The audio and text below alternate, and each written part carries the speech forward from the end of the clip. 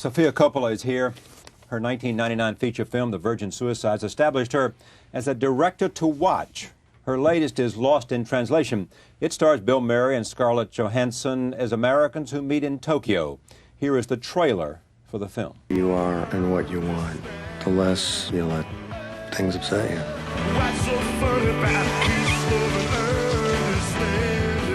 You really are having a midlife crisis, huh?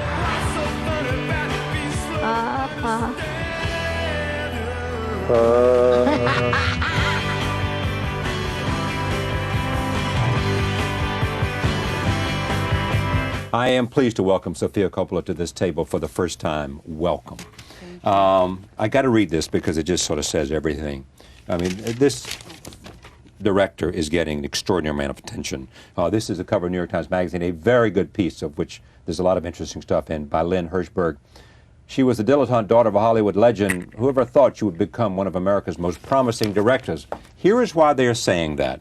There's a great deal of excitement, I'm reading this now, in the independent film community and also in Hollywood, with talk that Bill Murray's performance should earn him an Academy Award nomination. Lost in Translation is no ordinary American film or typical independent film, with its subtleties of character, its strange, luminous pictorial beauty, especially in its distillation of Tokyo, its literary attention to telling detail, its unforced blending of comedy and sadness, and its dreamy intimacy. The film summons place and sustains mood, as few contemporary films do. It also hints in everything from the set to the soundtrack at a finely tuned sensibility, a hollow, here-there globalism.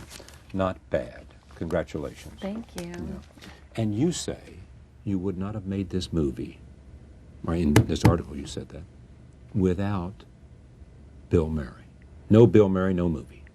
That's true. I just didn't have any, I had to do it with him. I just knew he was the perfect person for this. Why?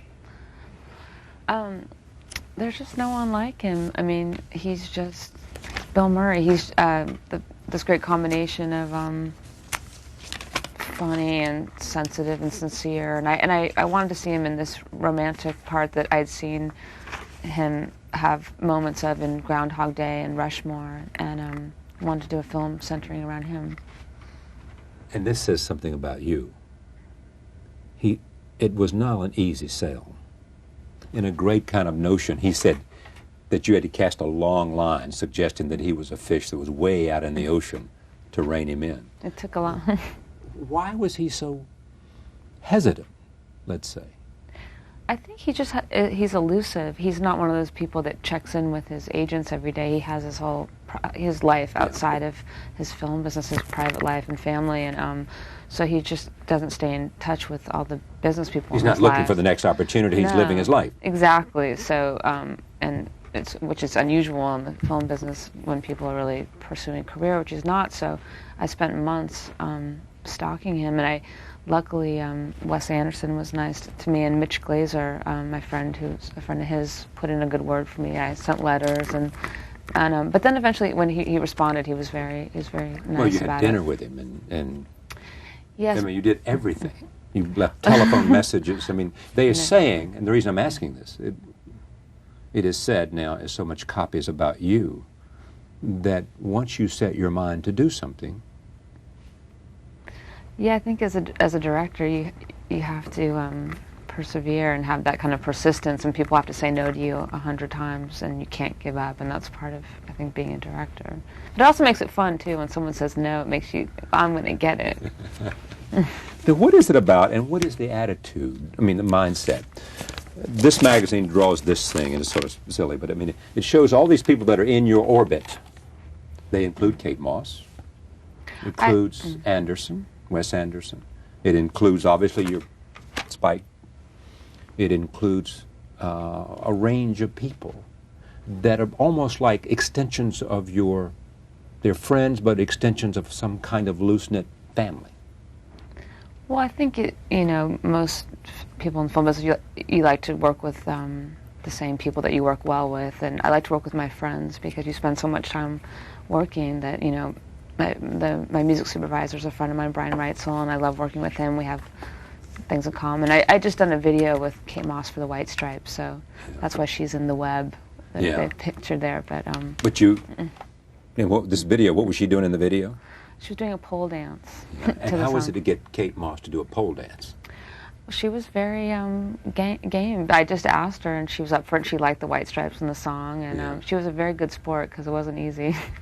Who else did you cast in Lost Temptation? In Lost in Translation, Yeah, Lost in Translation. Bill Murray and Scarlett Johansson. Why her? She's had, very young. Yes, I remember seeing her in a movie called Manny and Lo when she was maybe 9 years old, or as a kid, and I always was taken with her quality and her deep voice and her kind of dryness. And so I met with her when I was working on this, and thought she would be an interesting interesting match with Bill Murray. Why would she be an interesting match with Bill Murray? I don't know. Are these sort of instinctive things you know or don't know, but you can't explain? Yeah, I mean, I just liked her quality, and there was something that I related to in her quality, and thought, thought she would be a good counterpoint to this kind of lost girl. What's this film about?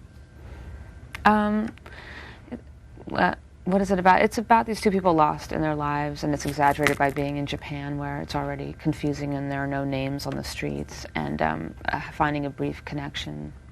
To me, it's just about those moments in life that are fleeting, but the impression stays with you.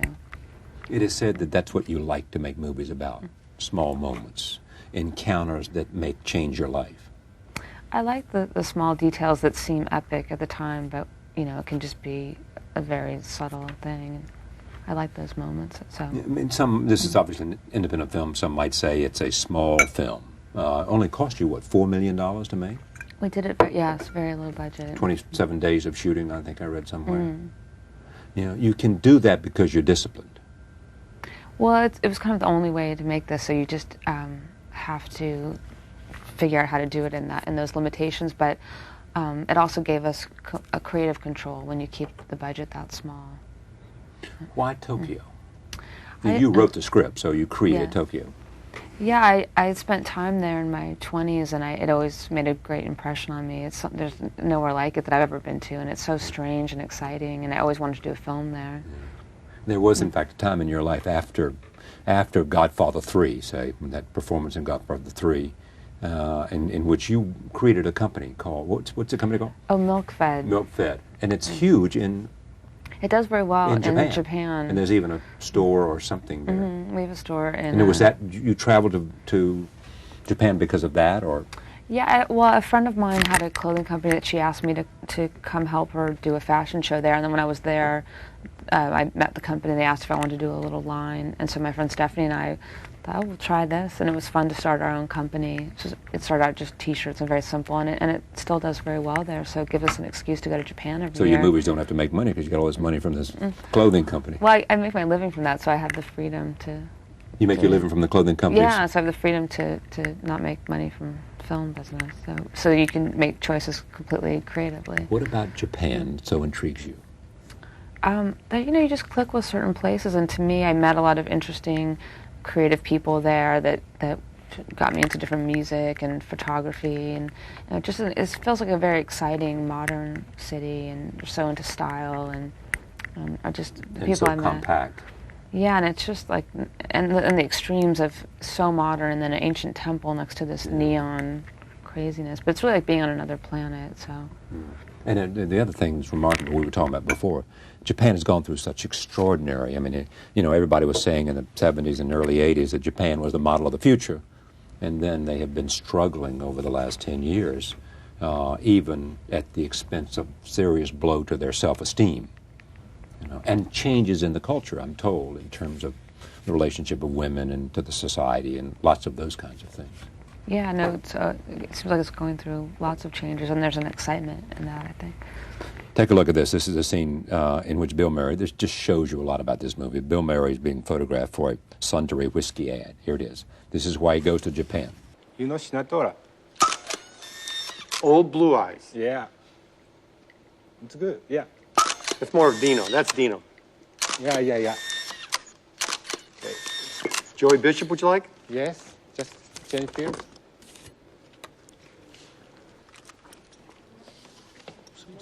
Are you drinking? No? Am I drinking? Yeah. As soon as I'm done. You do an interesting thing with actors, which is you give them, and certainly in this, you gave him an opportunity to add his own lines. Now, did you see some of that, or was that pretty much the script? In that scene, that was a lot of improvised dialogue. I would whisper things to the photographer, and he would say the names, and Bill didn't know what to expect, and he was just reacting off of that, which was really fun to watch. So he's a great improviser. Yeah, that's right. I mean, when you look at Saturday Night Live and you look at the fact that he's been a comedian, they tend to have much greater facility for improvisation. Well, I knew from Saturday Night Live that he would be great at that, and that was one of the reasons I wanted to work with him, because I knew he would add a lot to it. Do you expect that of all your actors? That they have a certain freedom that they can add to the script? Well, I like to be open when we're rehearsing to their ideas, and then see what works and what doesn't. So because you can always have control in the editing room. Yeah, and they listen to me when I ask them which way I prefer it. So Bill Murray said that you were, notwithstanding appearance, slight, petite, whatever it might be, that there was essentially a will of steel. You think he's right? I think, you have to be determined to pull, get these things made. So I think underneath it I can be tough. But. What did the criticism of Godfather 3 do to you, or for you, or both? I think it makes you stronger taking blows, because you realize that you can survive. Yeah. I mean, it wasn't the worst thing in the world, but you got beat up. No, I got beat up, and it was right when I was 18, so you're already feeling a little awkward about yourself, so it wasn't pleasant, but it wasn't the end of the world. It makes me stronger. Yeah. But did you then decide, this acting is not what I ever wanted to do, so I don't want to do it now. Let's go find something. Well, I wasn't planning on being an actress, and so I just did that part when my father asked me to, and I'd like to be open and try everything, because I didn't really know what I wanted to do. But then afterwards, I was going to art school, to college, and so I went back to school after that and continued. I was studying painting and fine art. At some point, you studied photography, did you? Yeah, and then from that I got into photography. So. Can you tell what influence he's had on you, your father? My father?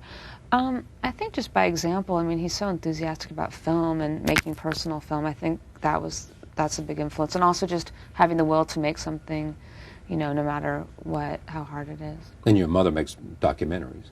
Yes, and she makes art now, and so she always encouraged us. Take a look at this. This is another scene. I want to get 3 scenes in here. This is when there's an unexpected visitor in his hotel room, and then in a third scene we'll see Charlotte. Take a look. Bill Murray here. Stockings? Yes, rip my stockings, please. Rip your stockings? Yes, you want me to please, rip your stockings? please. All right, I'm going to rip your stockings. Yes. And you tell Mr. Kazoo, we had a blast. Oh, no, Mr. Harris. Oh, my God. Don't touch me. Mr. Bob Harris. Don't touch me. Just rip my stocking. Oh, no, Mr. Harris. Oh, no. What is going on? You love this scene because... It's just fun to put Bill Murray in these situations and watch his reactions. So. But you had no idea what was going to happen, or no? It was. You know what she was going to do because that was scripted, yeah. But there's just something funny about putting him in these kind of torture situations and watching him. And did he like it? I don't know. I think he was amused, but sometimes maybe not as much. But sometimes not as much. Give me an example where he just said, "No, Sophia, no." No, he was almost the way he's looking to the woman who wants him to rip her lip. Yeah. No, it never got to that point. He was really a good sport. He was game for the whole thing, because we were running all over Tokyo, and there wasn't a lot of downtime, and it was not luxurious, and he was really gung-ho. All right. Here, this is one scene in which we finally see the two of them together. Roll tape. Here it is. I know. When did you do this? I did it the other day. It hurts, Didn't you feel any pain? Yeah, it really hurt. It was... That toe is almost dead. I think I got to take you to a doctor. You can't just put that back in the shoe. No, you don't think so? Well, you either go to a doctor or you leave it here. He's smiling. You like that idea? When you set out to make this, you had an idea about what you wanted to do. You did exactly what you wanted to do. When you look at this film now, it's the film you intended to make. It is. When I see it, I feel like we really made the movie that I set out to make. And what journey would you like for the audience to go on? What experience to have, other than to come out of the theater and say? Well, I mean, I think it's different for everyone, but I hope that it, takes you away for 2 hours. Clearly to that's the Tokyo. purpose of entertainment in part. Yeah, and then also, I mean, I hope... Engage you for 2 hours and you forget who you are and where you are. Yeah, it's like going to Tokyo for 2 hours, and then, I mean, for me, watching Bill Murray is such a delight, and, but when people tell me afterwards that they've had, you know, an emotional experience, or they tell me, oh, I've had something like that, that's my life, you know, that's a great, you know, for me, that's great if people can relate to it, and I feel like a lot of people have had these kind of brief encounters or moments in life that that aren't part of your real life. When did you know you want to, I mean, you obviously, you wrote this. When did you know that this is what I want to make a movie about? This idea of a brief encounter that has consequences.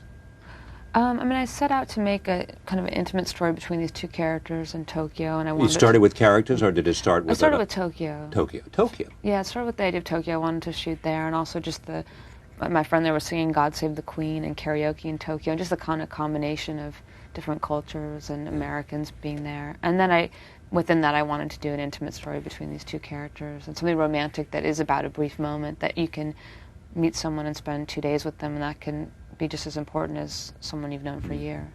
Do you share with the actors, you know, the whole idea of, I'm not sure how movies are made these days, but the idea of watching a work in progress, so that they want to watch what used to be called rushes, if they want to see it in progress, their own performance, they can?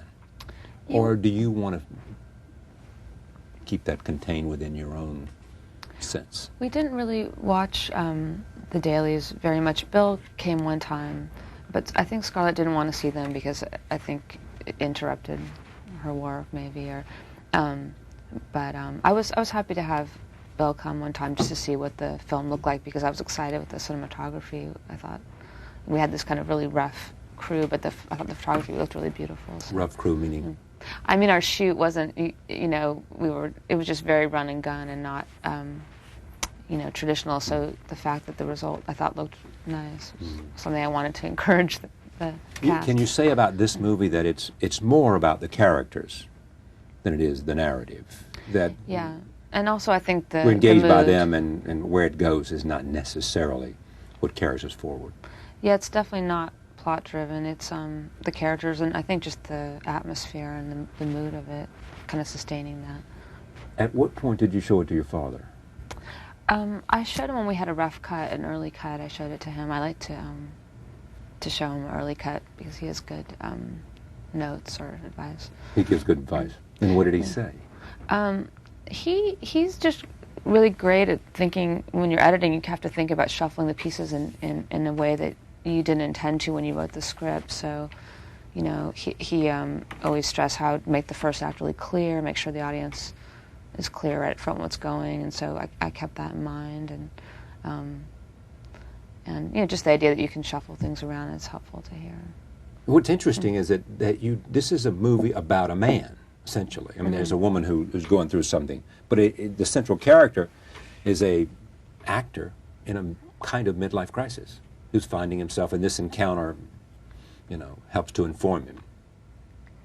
Yeah, so you're writing a man's narrative.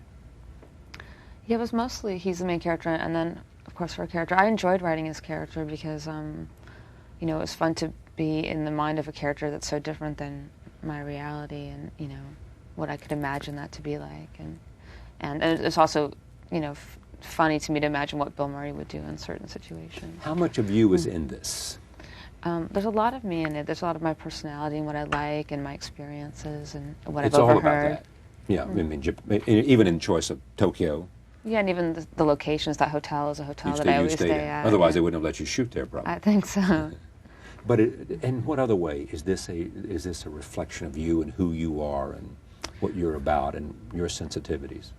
I think in the way the idea of the romantic aspect of it, what I think is romantic, and what do you think is romantic? And that I'm a romantic, and I was talking to Bill Murray, and he sees himself as a romantic, and I think that's what we put into the movie. But I don't know, it's kind of like I think in some ways more like an older romance from, you know, I liked Humphrey Bogart and Lauren Bacall. And some of the movies of the 40s and 50s. Yeah, it has a kind of innocent romantic feeling that I think is in there, but I don't know what it says about me, but it's, you know, a combination. I mean, it reflects. I mean, yeah, it's what I think is funny and what I think is beautiful. And colors and And the And music, yeah, you and the know, mood. the music is from where? There's a group in... There's a band, Kevin Shields, who wrote in a band called My Bloody Valentine. He wrote some original music, and then Brian Reitzel picked source music, so it was a combination of things. You do a lot of things.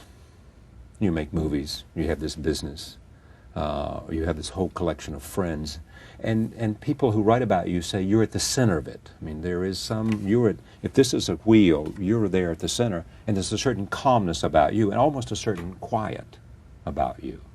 When you read that, does it ring true? I don't know. I mean, I think everybody has their world around them, you know, and your friends or people that support you. So I don't know.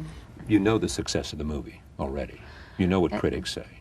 It's so exciting that our reviews came out and the theaters were filled this weekend. It's been very exciting. And in what way is it an affirmation, a coming out, you know, for you? It's just exciting because I'm proud of the film. I do feel like we made something that we set out to make, and I really, it's things that I love, and it's personal to me. So I'm surprised that, you know, there's something private. It's always surprising that people connect to it that you have, you know, maybe don't have other things in common with. So it's exciting.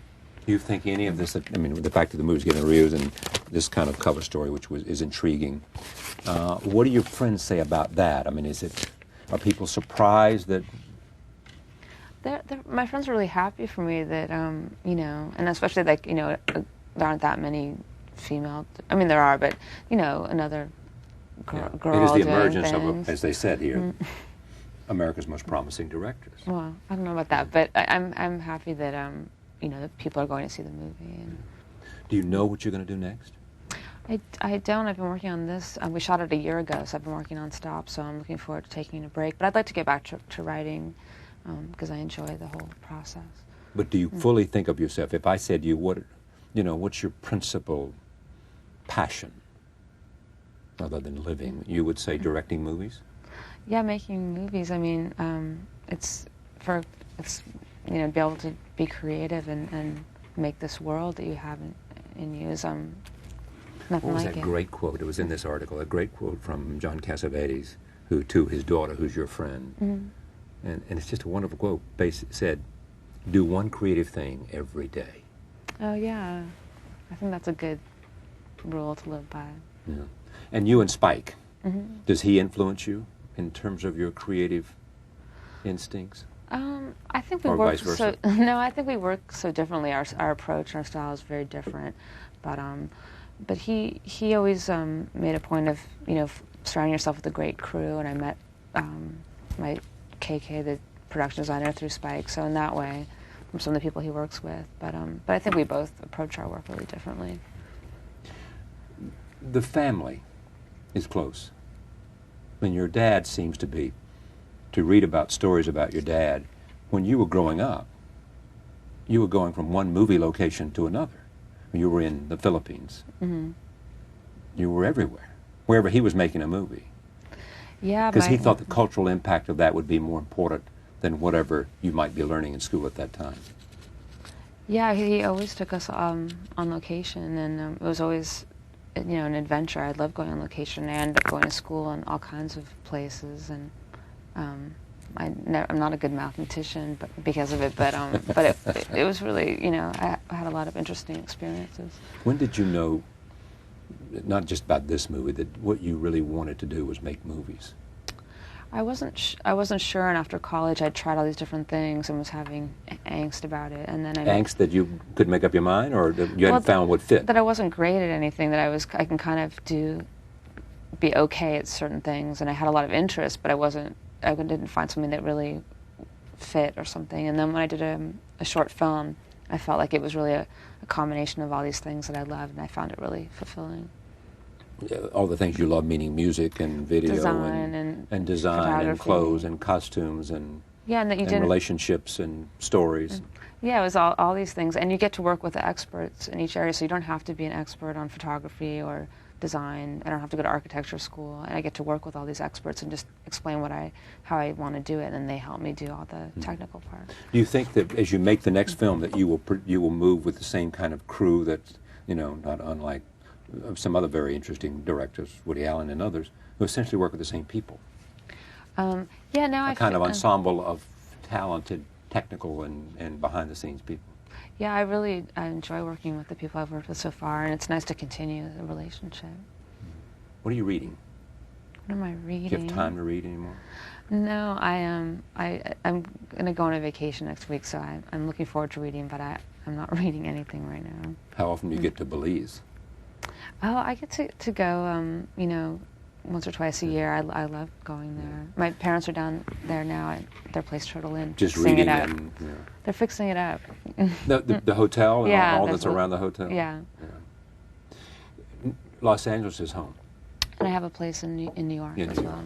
You know, I love the idea that Francis always has kept the family central, you know, and in a sense that the home in Napa Valley has always sort of, wherever you are, you know, at some point you come back to the center. No, I'm so glad that my parents still live there. You know, I grew up off and on when we were on location in Napa, so it's nice to go home now for Thanksgiving or whatever and, you know, see the town where I went to high school. And it's so beautiful there, so I'm glad they have a good winery. It's amazing, exactly. It's nice to have a family makes winery. his own wine, yes. The movie is called Lost in Translation. Sofia Coppola, thank you. Thank you. Pleasure. We'll be right back. Stay with us.